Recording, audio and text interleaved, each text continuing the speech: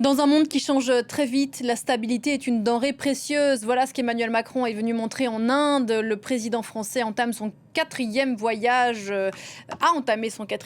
sur les terres de la quatrième puissance mondiale. Voyage de 3 jours entre New Delhi et Bombay pour renforcer le partenariat franco-indien et montrer qu'il y a des alternatives à la Chine et aux États-Unis. Alban Alvarez, vous êtes à Bombay, vous suivez le déplacement du président français en Inde.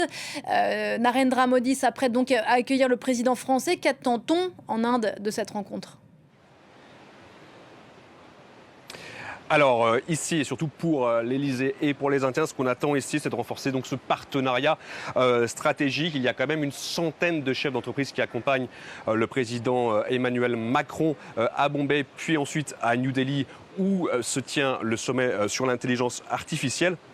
Le but, d'un point de vue économique, c'est donc de renforcer ce commerce bilatéral qui rapporte déjà 15 milliards d'euros, mais qui est assez petit comparé par exemple au commerce bilatéral entre l'Allemagne et l'Inde qui lui se monte à plus de 40 milliards d'euros. Il est question également d'innovation technologique puisque un peu plus tard dans la journée, Emmanuel Macron va inaugurer l'année de l'innovation franco-indienne. Vous l'avez dit, c'est une rencontre qui a lieu dans un contexte géopolitique bouleversé. Vous avez bien entendu la guerre en Ukraine qui a toujours lieu, cette invasion russe que Narendra Modi, que l'Inde n'a jamais condamnée. Il y a bien entendu les guerres tarifaires, économiques menées par Donald Trump et puis également une volonté de contrer les ambitions économiques hégémoniques de la Chine. Et ce, eh bien, quelques jours, quelques semaines à peine après la signature du traité de libre-échange entre l'Union européenne et l'Inde.